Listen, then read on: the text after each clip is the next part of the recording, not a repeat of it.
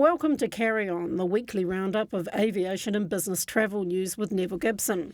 Well, Nevil, first up, Japan has reopened to travellers. Airlines are rushing in to cater for them? They certainly are. Air New Zealand put out a big announcement earlier this week. They're going to be lifting the number of flights to Tokyo to 4 times a week in December. They've been flying all the time, but mostly for cargo and that sort of thing. Then going back to daily in February, but it's still well below the 10 flights a week that were between Auckland and Tokyo that we used to have, and also to Kansai Airport. Qantas and Jetstar also announced that they were stepping up the number of flights out of Australia, so that it's all on there. But whether because the Japanese restrictions now basically didn't give them a lot of time, so a number of those increased flights won't be occurring till after Christmas. And they're still at quite a high price at the moment. They certainly are. It's been a bit of a gold rush for tourists from all around the world to go into Japan. Nauru Airlines is bringing back the Island Hopper. Now that sounds interesting. What's the Island Hopper? Well, Nauru Airlines has actually got 3 737 aircraft, mostly for freight, but they're based in Brisbane.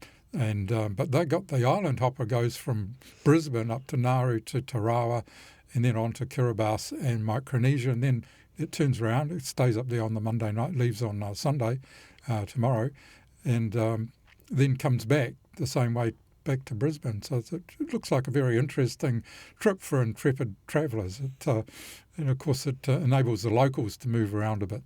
I didn't get anything on the fare though. They'll be quite expensive, I imagine. So why has Hong Kong got 500,000 free airline tickets to give away? Well, they're not as advanced as Japan, but the restrictions on going into Hong Kong have been lifted. I hesitate to say lifted. They've been eased. You still have to stay in a hotel. You still have to have... and the airport still looks pretty empty. That's right, and there's not many flights still going in there. And when you are free to move, you're not allowed to go into restaurants, which pretty much restricts you to the...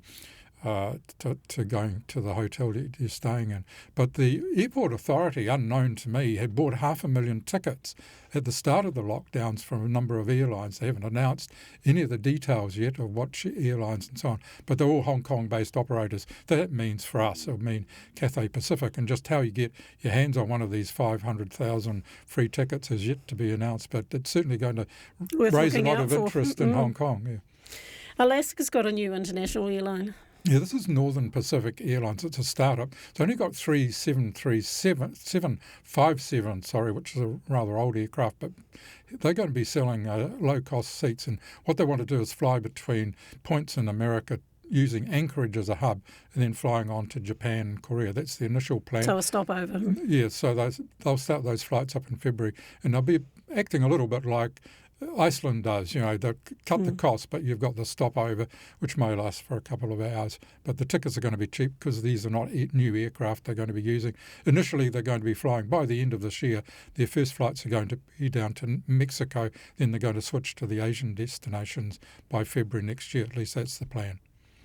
And just finally, the Dutch airline KLM is facing limits on its operations for environmental reasons. Yeah, the Dutch government is starting to impose a lot of environmental limitations on Schiphol Airport, and it's going to restrict the number of flight movements per day to 440,000. No, that must be for a year, 440,000.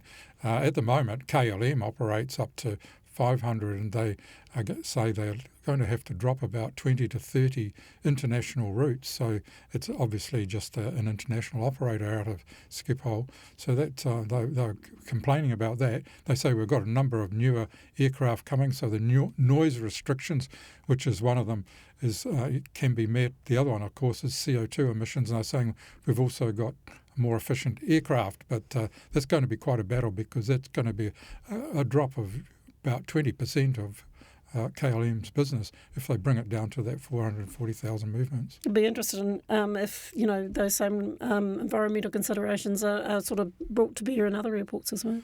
Well, they've basically been the toughest in the world. Heathrow's had similar problems, but not for those reasons. It's mainly because of congestions.